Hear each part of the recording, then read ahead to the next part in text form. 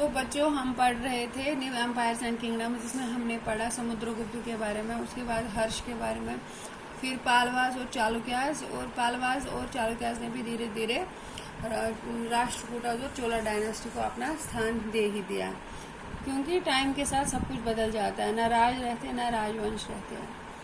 अब हम पढ़ेंगे how were these kingdoms administered,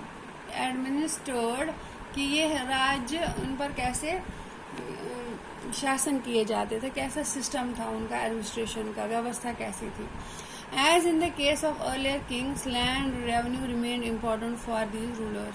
पहले राज्यों में लैंड रेवेन्यू होता है, जो जमीन पे कर लिया जाता है, वो बहुत ही महत्वपूर्ण था शासकों के लिए, शासन चलाने के लिए। And the village remain the basic unit of administration, और गांव जो थे वो प्राथमिक था व्यवस्था का स्तंभ।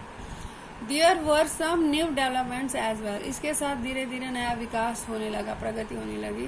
Kings adopted a number of steps to win the support of man, राजाओं ने बहुत से ऐसे कदम उठाए जिनसे उनको ज्यादा से ज्यादा सपोर्ट मिलता है। Who were powerful either economically और सोशली, जिससे उनकी आर्थिक व्यवस्था और सामाजिक सत्ता और शक्ति मिलती है उनको। और because of their political and military strength, उसकी वजह से उनकी जो राजनीतिक और ये था मिलिट्री होती है, आर्मी बहुत ही मजबूत हो जाती है, उनकी सैन्य शक्ति बढ़ जाती। For example some important administrative post were now hereditary, जैसे कोई इम्पोर्टेंट एडमिनिस्ट्रेटिव मंत्री का बेटा मंत्री बनता है, हेरिडिटरी होती है, वो पिता से बेटे को जाती है, पैतृक जिसको बोलते हैं। This means that son succeeded father, उसका मतलब कि पिता की जगह पुत्र लेगा to this post. For example the poet Harisen was the महादंड नायक और chief judicial officer like his father. इसके जैसे एक उदाहरण के तौर में बताएंगे, जो हरिसेना था वो उसने अपने पिता के स्थान पर ही चीफ जुडिशियल ऑफिसर की जगह ले ली थी, जिसको हम महादंड नायक का पोस्ट कहते हैं।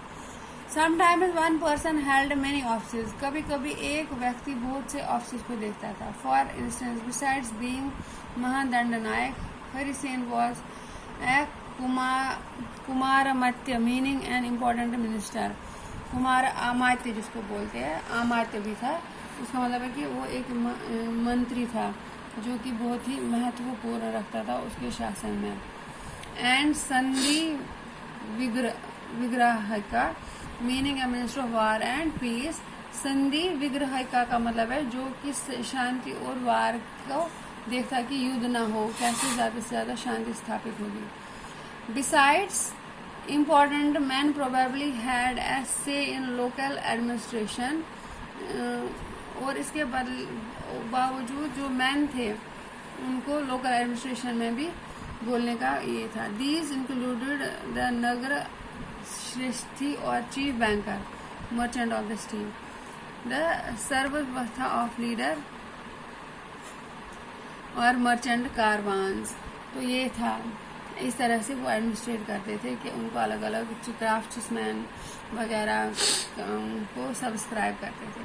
These policies were reasonably effective, इन सब से बहुत ही उनकी जो एडमिनिस्ट्रेशन थी प्रभावशाली हुई। But sooner or later some of these powerful man grew strong enough to set up the independent, जो भी उनके जो मेन मंत्री थे शासन में, उन्होंने धीरे धीरे अपने राज्य का विस्तार कर लिया। What do you think have been advantages and disadvantages of having hereditary officers? तो लेकिन जो इनको उन्होंने पैतृक ये दिया था, उसके एडवांटेजेस के साथ साथ डिसएडवांटेज थे।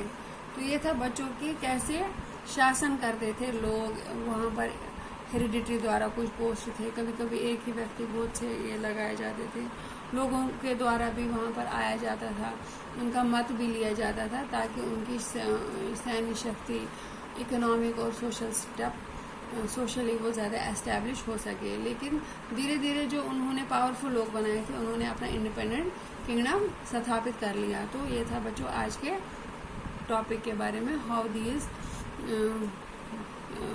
Regions were administrate. Thank you, have a nice day.